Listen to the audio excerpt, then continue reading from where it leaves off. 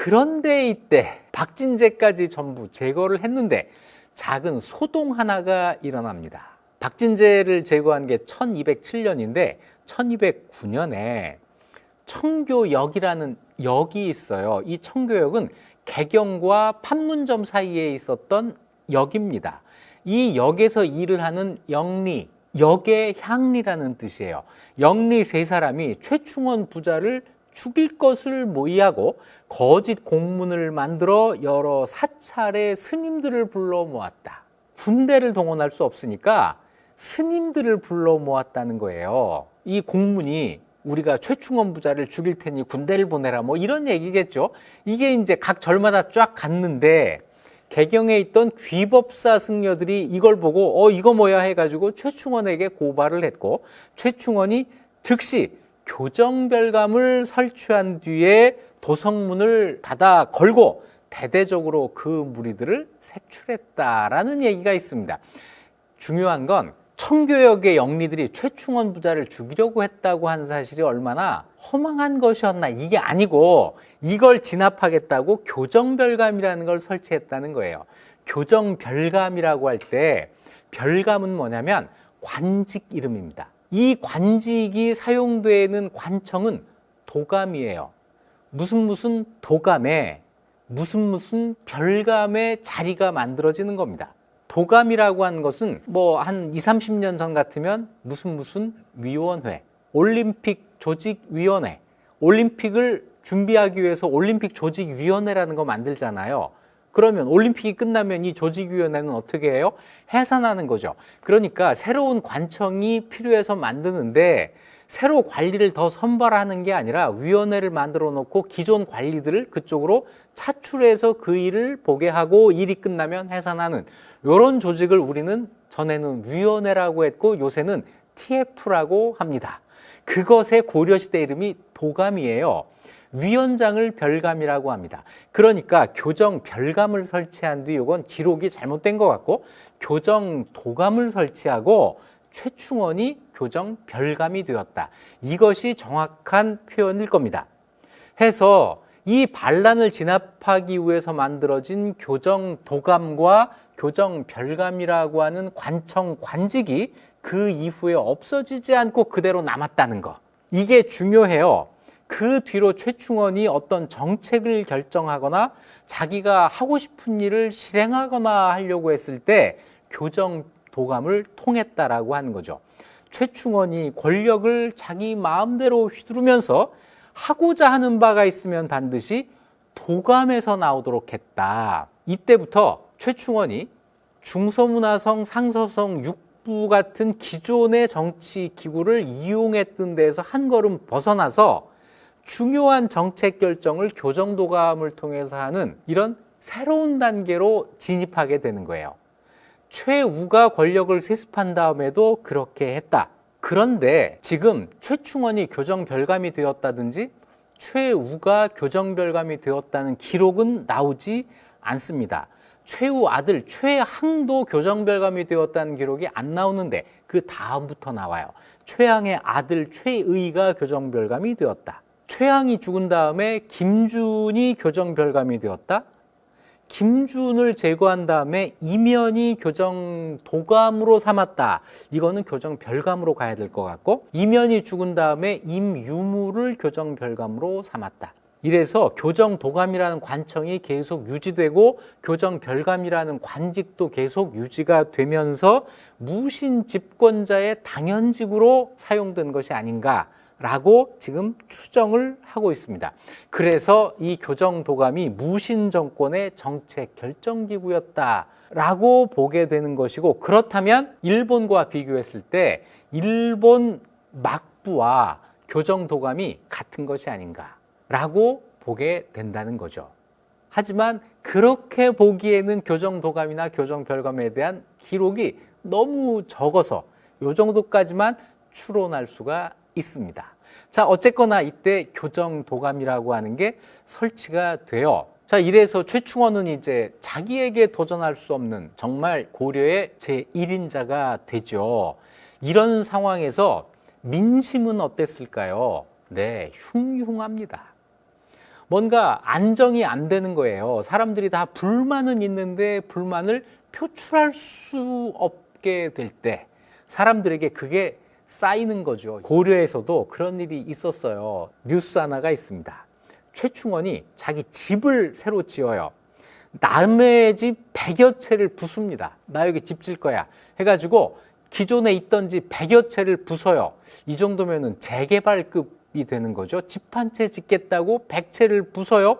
웅장하고 화려하게 이 집을 짓는데 집터의 크기가 몇 리, 1km, 2km 이 정도의 가로 세로 규모로 집을 짓는 겁니다. 그러다 보니까 대궐과 크기가 비슷했다. 이걸 짓느라고 토목공사가 대단해서 온 나라가 시끄러웠는데 그때 유언비어가 떠돕니다. 사회가 불안하고 사람들의 불만이 쌓이게 되면 그 불만이 엉뚱한 곳으로 표출되는 거예요. 그 가운데 하나가 유언비어입니다. 요즘 말로 하면 가짜뉴스. 사내아이와 계집아이를 몰래 잡아다가 오색옷을 입혀서 집에 내 모퉁이에 묻으면 토목공사를 할 때 해로운 기운을 물리친다. 그러니까 이 공사를 하면서 해로운 기운이 이 집에 들어오는 것을 막기 위해서 아이들을 생매장한다는 이런 유언비어가 터진 거예요. 그랬더니 아이를 가진 사람들은 모두 아이를 깊이 숨기고 심지어는 아이를 안고 업고 멀리 도망가기도 했다. 진짜로 자기 아이가 그렇게 될까봐 두려웠던 거죠. 이 틈을 타고 무뢰배들이, 이 무뢰배라고 하는 게 요즘 말로 하면 뭐 양아치 이런 말인데, 이 양아치를 점잖게 무뢰한 무리 해서 무뢰배 이러는 거죠. 일부러 어린아이를 잡아다가 그 부모가 놀라 후하게 돈을 주면 그제야 아이들을 보내주었다. 유괴, 인신매매 이런 범죄가 일어난 거예요. 그런데 여기서 한 가지 중요한 점, 돈을 받으면 꼭 돌려줬다. 요즘은 이조차도 못하는 일이 많잖아요. 아무튼 이런 일이 벌어진 겁니다. 최충원이 아차한 거예요. 나 때문에 이런 일이 생기다니, 내가 최고 권력자로서 책임이 아주 없지 않다 해가지고 어사대의 명령을 내려 시가지에 방을 붙입니다. 인명은 매우 중요한데 어찌 사람을 땅에 묻어 재앙을 물리친단 말인가. 어린애를 잡아가는 자가 있으면 붙잡아 신고하라. 그제서야 유언비어가 겨우 가라앉았다. 이건 유언비어를 힘으로 억누른 거죠. 유언비어가 나오게 되는 근본 원인을 최충원은 찾으려고 하지 않은 거예요. 이 사회 불안의 원인이 자기에게 있다고 하는 사실을 알았어야 되는 거예요. 그래서 자기 스스로 고쳤어야 되는데, 나는 아무 잘못 없고 나는 고칠 것 없고 니들이 고쳐라. 이게 최충원의 기본적인 자세죠. 이런 최충원을 드디어 암살하겠다는 시도가 일어납니다. 최충원을 암살하겠다고 나선 사람은 바로 놀랍게도 국왕 희종이었어요. 왕이 도저히 그대로 두지 못하겠다 해서 왕이 최충원을 암살하려고 해요. 최충원이 궁궐에 가서 왕을 아련합니다. 자, 이제 최충원을 만난 다음에 왕이 내전으로 들어가요. 이제 빠이빠이 하고 들어간 겁니다. 그랬더니 환관이 와서 최충원한테 왕명으로 술과 음식을 내릴 것입니다 하면서 이 사람들을 궁궐 깊이 유인했어요. 궁궐 안으로 들어갔는데 갑자기 복도에서 10여 명이 무기를 들고 돌진해서 최충원의 수하들을 공격한 겁니다. 이 10여 명 누구였을까? 주로 스님들. 그러니까 이때는 군인들 가운데서는 누구도 최충원에게 반대하는 이 진영으로 끌어들일 수가 없었던 거예요. 최충원이 별난이 일어난 것을 알고 급히 왕한테 달려가 아뢰기를, 저를 구해 주십시오. 임금께서 저를 구해 주십시오. 라고 했는데 왕이 그 말을 듣고 아무 말도 하지 않고 문을 닫고 들어오지 못하게 했다. 부수고 들어가면 안 되나요? 옛날 사람들은요, 문 부수고 이런 거 안 해요. 아무리 급해도 그렇게 모양 빠지는 일은 안 합니다.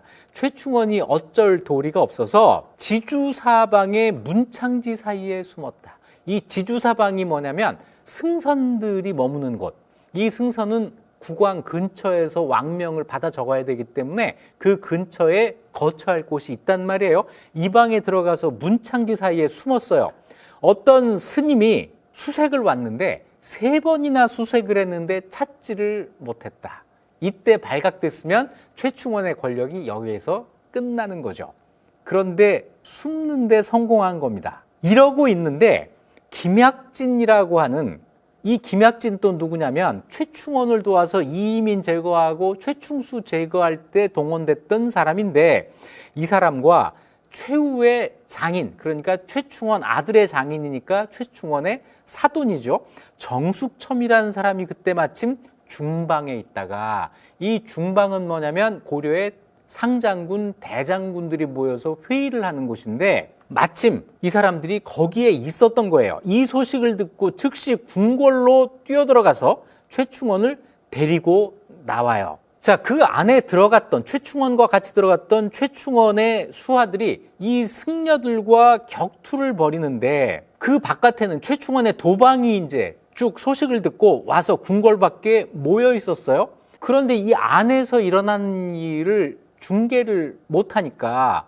핸드폰 없으니까 어떤 일이 일어난지를 모르고 궁궐로 쳐들어가야 돼 말아야 돼 망설이고 있는데, 최충원을 따라 들어가서 그 궁궐 안에서 싸우고 있던 노영이라고 하는 사람이 궁궐 지붕에 올라가서 큰 소리로 공은 무사하시다 라고 소리쳐요. 그제서야 도방이 궁궐을 깨고 들어가서 승려들을 진압합니다. 이래서 암살 시도가 실패로 끝나요. 김약진이 최충원한테 저희가 군사를 이끌고 궁궐에 들어가 궁중 사람들을 모두 죽이고 임금도 죽이겠습니다 라고 하자, 최충원이 만일 그렇게 하면 나라는 장차 어찌 되겠는가, 후세 사람들 입에 오르내리는 것이 두려우니 너희는 경거망동하지 말라. 이래서 진정을 시켜요. 그 자리에서 희종을, 왕을 죽이는 이런 일을 막은 겁니다. 그래놓고 사람을 시켜서 그 궁궐 안에 있었던 환관을 체포해서 신문을 했더니